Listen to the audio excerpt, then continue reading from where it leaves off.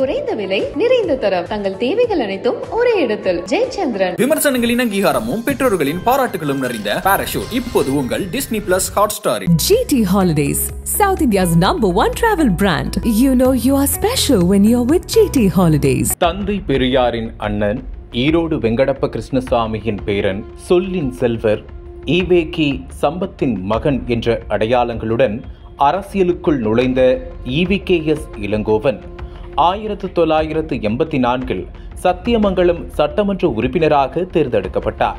தந்தை சம்பத்தின் மறைவிற்கு பின்னர் தாயார் சுலோசனா அண்ணா திராவிட முன்னேற்ற கழகத்தில் இணைந்து அதன் தலைவர்களுள் ஒருவராக உயர்ந்தார். அடிப்படையில் சிவாஜி கணேசனின் திரை ரசிகராக இருந்த இளங்கோவன் அரசியலிலும் அவரையே தனது குருவாக வரித்துக் கொண்டார். அந்த பின்னணியில்தான் 1984 ஆண்டு நடந்த சட்டமன்ற தேர்தலில் சிவாஜி கணேசனின் பரிந்துரையால் சத்தியமங்கலம் தொகுதியில் போட்டியிட்ட EVKS இளங்கோவன் திமுக வேட்பாளர்களை விட அதிக வாக்குகளை பெற்று வெற்றி பெற்றார்.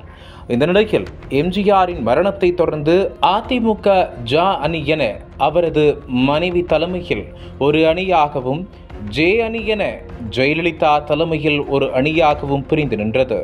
இதில் அப்போது காங்கிரஸ் தலைவராக இருந்த ராஜீவ்காந்தி ஜெயலலிதாவை ஆதரிப்பதாக அறிவித்துவிட்டார். இதற்கு அப்போது காங்கிரஸில் இருந்த சிவாஜி கணேசன் கடுமையாக எதிர்ப்பு தெரிவித்தார்.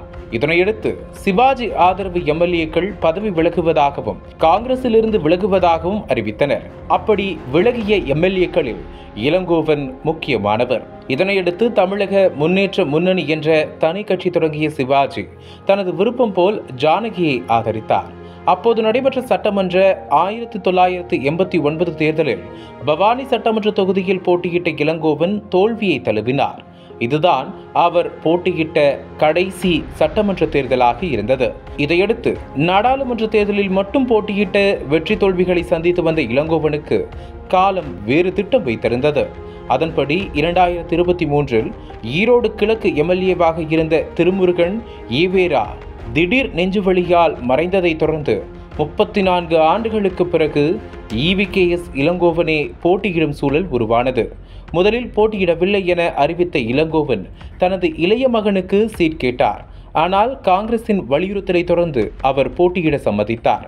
பின்னர் பெரு வெற்றியை அந்த தேர்தலில் அவர் பெற்றிருந்தார். தனக்கு தோன்றியதை எப்போதும் வெளிப்படையாக பேசும் குணம் கொண்ட EVKS அதனால் பல சிக்கல்களையும் சர்ச்சைகளையும் எதிர்கொண்டுள்ளார். நக்கீரன் டிவிக்கு சப்ஸ்கிரைப் செய்யுங்கள்.